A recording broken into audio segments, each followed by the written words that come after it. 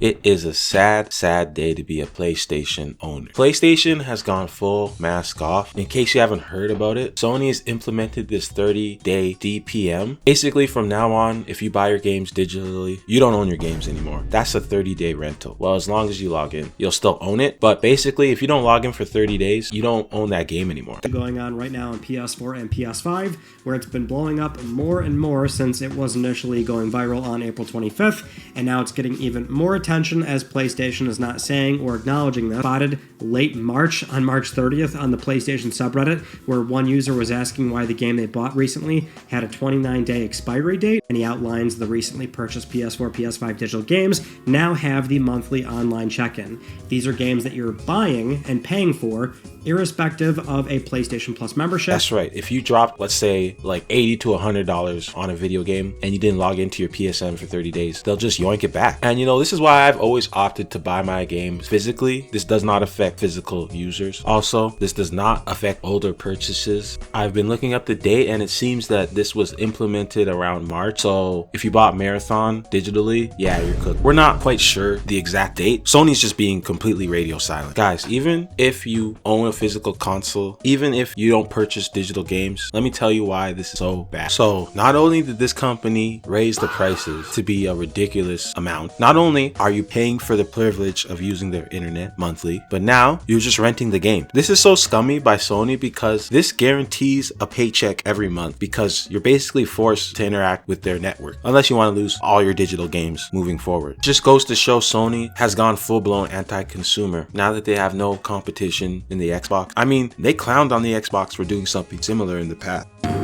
This is how you share your games on PS4.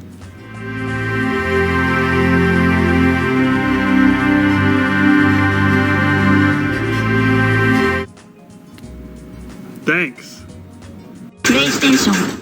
So that was a fucking lie. Who's to say they just stop here? I've said this a million times in my other videos. They're just gonna keep pushing the envelope, and I've been proven right. I'm telling you guys, Sony needs to make back that money on Concord. We will forever be paying the Concord tax, and as long as Sony keeps making bad decisions with their investments, they're going to keep pushing it onto the customer, and they're gonna keep doing it in creative ways. The crazy thing about this is there was no announcement of this. It just kind of happened overnight. People have been testing their games by going offline, breaking apart their PlayStation, because I guess there's some technology that existed in these PlayStations that's able to track your games and how long you've owned them. So they take this stuff out and they test the games and they find that they can't play them. I'll just show you a clip. I sound like a dumbass explaining it. The way to test this, right, is that 30 days out, we can't wait 30 days. What's the easier way to do that? You just disassemble the console, pop out the CMOS battery. The thing is there for simply tracking time on the console, and once you pop that out, stay offline to see if you can still launch games, and people are discovering that you cannot do that. Now, there is a subtle chance this was unintentional, because Sony did have a similar issue with in the past around 2022, and that was unintentional, and they did solve that, and they didn't really say anything about it.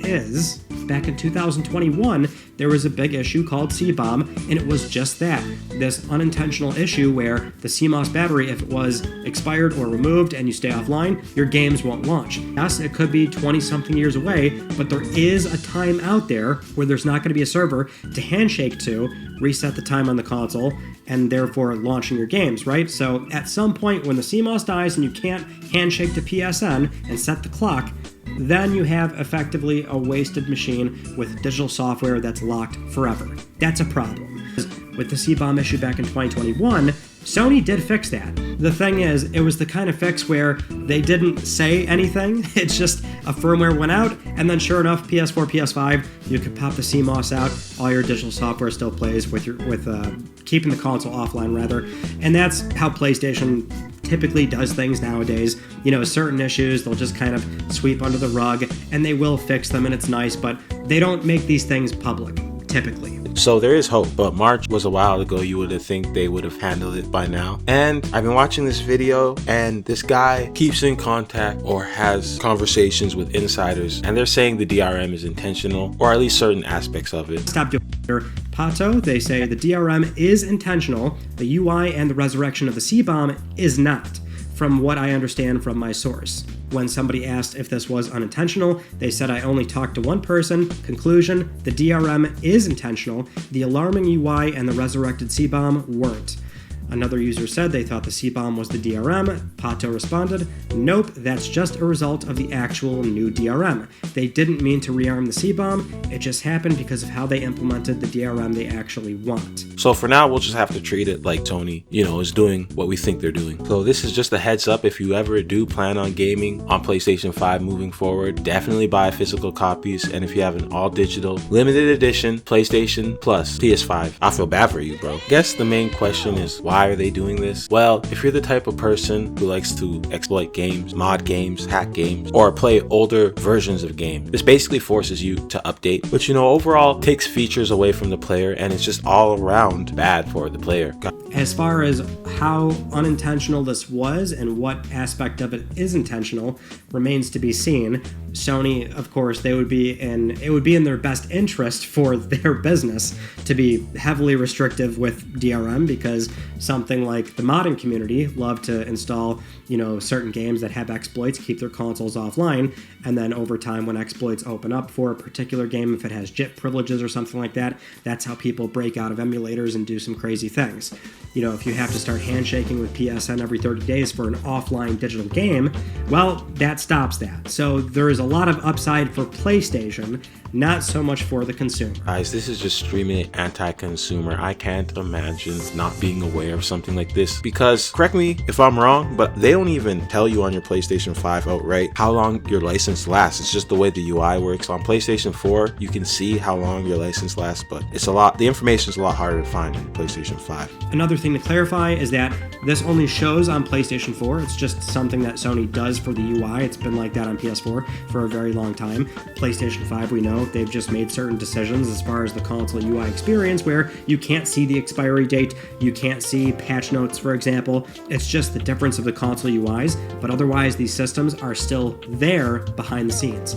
They simply show it on PlayStation 4. That doesn't mean it's not there on PlayStation 5. So I can't imagine being unaware of this and just being locked out of one of my $80 to $100 games. Even worse, if you purchase all your games digitally and you picked up the PlayStation 5 Pro, I would be riding in the street. With this point, how expensive gaming is, I don't know why anybody would want a PlayStation 5, let alone a PlayStation 6. Gaming feels like it's going backwards. Yeah, and the death of Xbox truly did feel like the tombstone in gaming. Nintendo can do whatever they want. PlayStation can do whatever they want because they have their own market. Truly is the end of console gaming. But what do you guys think? Am I being too dramatic? Let me know in the comments.